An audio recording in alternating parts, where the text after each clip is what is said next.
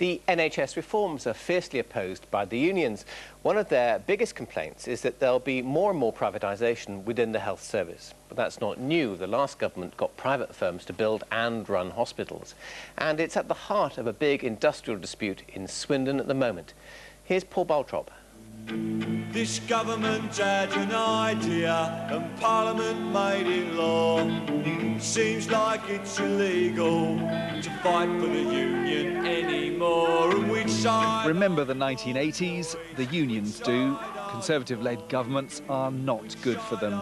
When Margaret Thatcher was in power, membership plunged by a third. Numerous new laws pegged them back. Roll forward a quarter of a century and union activism's got a different look. This was the scene in Swindon on Thursday, an elaborate stunt carried out by the GMB union, part of their high-profile battle with the firm Carillion, who run the Great Western Hospital. 150 housekeeping staff have taken strike action over the way they've been treated. I feel that it's completely negative what they are doing there. As long as we are winning, we will continue with the strike. We will win! We will win! It's not just Carillion under fire. Also criticised are two other unions at the hospital. We were all fed up with that. We were having a two union, Unite and Unison, where they were not, we have told them many times this is going on, but they were least interest. Ultimately, we have contact for the GMB, where they have come approached to us, and they told, we will take care of you all. And taken care of they have been. The unions compensated staff for the 18 days they've been out. The GMB are putting a lot into this fight. They mobilised hundreds to demonstrate on the streets of Swindon last weekend. They worry that having Conservatives in government making cuts has emboldened private firms. It's been quite extraordinary. I mean, the officers that I've been dealing with, many of whom have been 30, 40 years in the job of the GMB, have never really come across an employer like Carillion who've just been absolutely unprepared to talk or compromise, and they've just completely dug their heels in and said there isn't a problem. You know, there's nothing to talk about.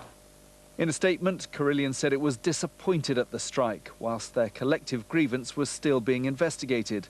As for working within the law, it denies union claims that it has recruited temporary workers to cover striking staff, and adds, we do not believe that there is support from Unison and Unite at a national level for the current action. This is an NHS hospital, but with a big private sector presence. It was built and is run by profit-making companies. With the NHS reforms encouraging much more private sector involvement, there are fears that there'll be many more fights with the unions in the future. Down the road at Southmead in Bristol, work's powering ahead, building the West's biggest hospital. It's a £430 million project, and Carillion is the main contractor.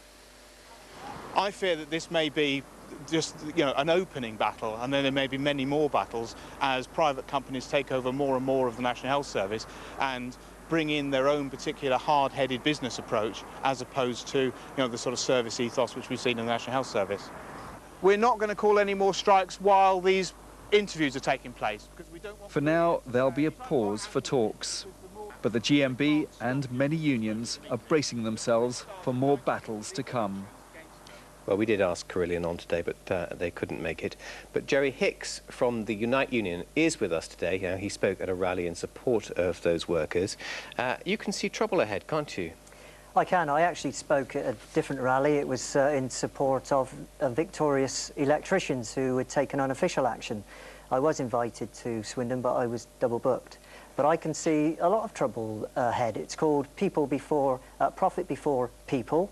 It's called privatisation. We've seen that with gas, electric, water, and things just go up. The service gets worse. We've seen it with the rail industry, and that led to Potter's Bar and the loss of life. Yeah, but the union's always promising general tests, days of action, and it all sort of fizzles out, doesn't it?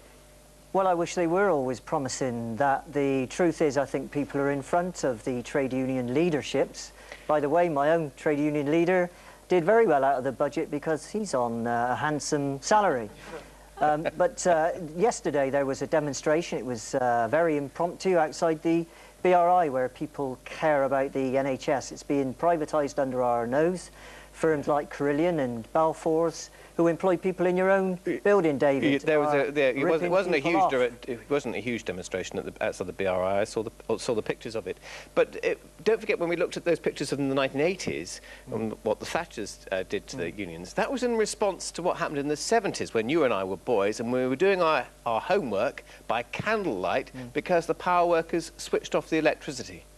Well, I don't know about you, I had a lot of fun during the three-day week and dressing by candlelight. And I think the truth is that trade unionists should be inspired to fight for the NHS, to fight for services, to fight for jobs, proper jobs, not £6.50 an hour. These people at Swindon Hospital, in my view, are heroes. They're courageous people. Let's bring in Jan. Carillions, by the way, blacklist trade unions, and they denied it. The very own HR director currently. Jan Royal, Labour's relationship with the unions, it's quite tricky, isn't it? Not really, no. I'm a very proud trade unionist. Did you take part in the recent days of action and all that? I've been on demonstrations. I didn't take part in a day of action. Do you regard Labour as being your party? I think Thatcher criminalised trade unionists. They were called anti-union laws. They made it almost impossible to take legal action, certainly secondary action. And Labour never repealed those anti-union laws. At least the Tories do for their class what they promised. They make the rich richer.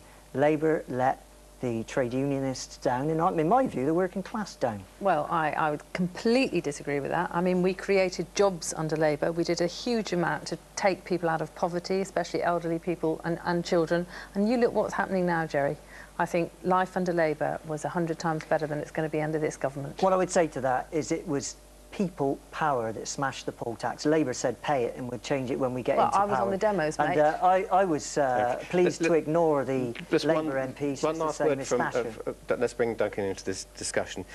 More privatisation coming to the NHS as you know, the reform bill that you backed. Can you see more industrial problems coming as a result? Are we going to get more disputes? I don't see that, actually, and in fact in recent years there's been much more industrial relations problems within the public sector than the private sector, and I don't want to see us go back to the 1980s. But I do want to say that I have a lot of sympathy for the sort of position that the workers are taking in this dispute. They're not going on strike because they want more pay. Their complaints are about bullying, the allegations are about bribery, and their dispute does need to be addressed, and I hope that there will be a proper investigation into the complaints they've made. Okay, we have to leave it there.